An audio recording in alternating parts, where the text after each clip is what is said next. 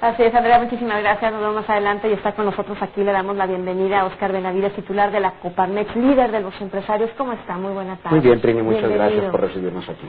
Pues bueno, ya está el reparto de utilidades en puerta, yo creo que ya los empresarios deben de estar listos a estas alturas, ¿no? Pues ojalá todos estén listos, yo creo que se están preparando ya. Estamos nosotros haciendo una evaluación que vamos a tener listos a principios de la próxima semana, pero sí ya podríamos tener alguna idea de lo que nos espera, Trini. A ver, porque lo veo como que dice, ojalá y estén preparados. Bueno, definitivamente el monto otorgado en el 2012 de utilidades fue más o menos del orden de 2.500 millones de pesos, lo que se entregó en participación de utilidades, y esta cifra fue 95% en comparación, por ejemplo, con el 2011, que fue solamente de 1.274 millones de pesos. Que un 60% de... Pues es una cantidad superior. Hay que recordar que pues lo reportado en el año pasado traía consigo el reflejo de lo que eran los Juegos Panamericanos, o sea, el ejercicio de 2011, que fue un año muy dinámico en el estado de Jalisco en cuanto a inversión en diferente tipo de... El movimiento del recurso de dinero. Exactamente.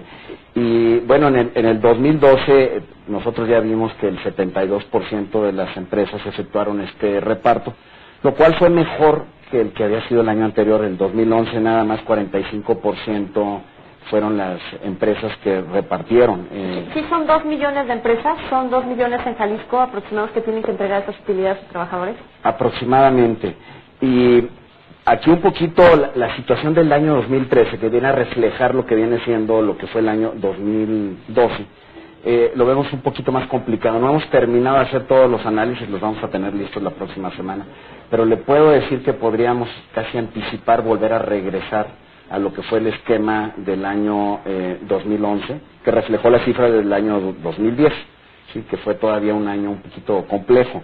O sea, a pesar de cambios estructurales que se han venido haciendo, todavía es muy pronto para que estos cambios lleven a cabo el impacto económico que estamos deseando ver nosotros los empresarios. ¿Cómo es posible que un empresario sostenga su empresa, sostenga su trabajador, sostenga el producto en venta y no pueda repartir utilidades?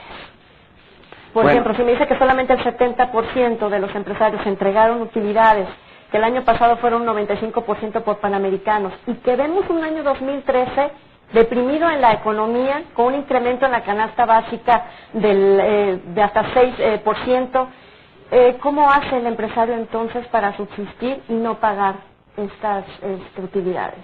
Bueno, en algunos casos es por inversiones que se llevaron a cabo en el año 2012, en este caso estamos hablando del año 2012, el que se repartiría ahora, próximo mayo.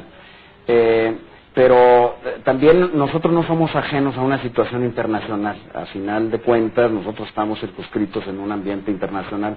Estamos viendo que China está creciendo menos de lo deseado. El año pasado todavía, si usted recuerda, teníamos un conflicto fuerte en Estados Unidos. Estaba todavía el tema, que todavía lo tenemos hasta cierto punto, del abismo fiscal, en donde no se ponían de acuerdo los burócratas republicanos y los demócratas sobre si gastar más o cobrar un poquito más de impuestos. También Europa pues ya estaba de lleno en esta depresión que ahora conocemos bien. Entonces todo esto de alguna manera se ha afectado a México. Y México fue un año también complejo, fue un año de elecciones, fue un año donde ya a finales del año entra en funciones el nuevo presidente de la República, pero nosotros aquí entramos ya hasta marzo de este año 2003. En caso de que no se entregaran estas utilidades por las empresas, la CTM está diciendo que ellos ya están listos para empezar a defender a cada uno de los trabajadores.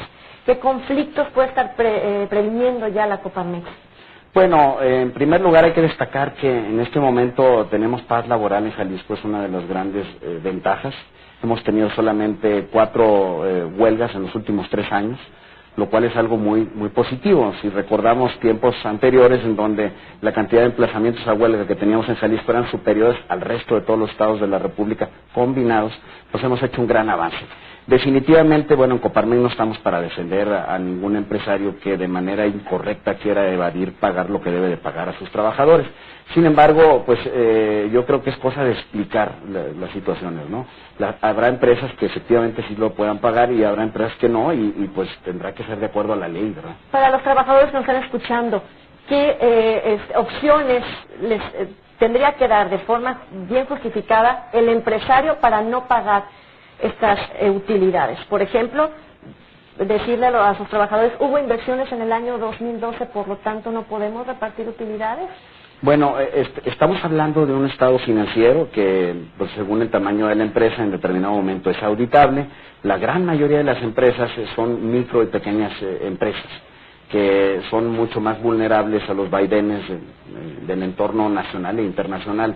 Entonces, pues yo creo que hablando se entiende la gente.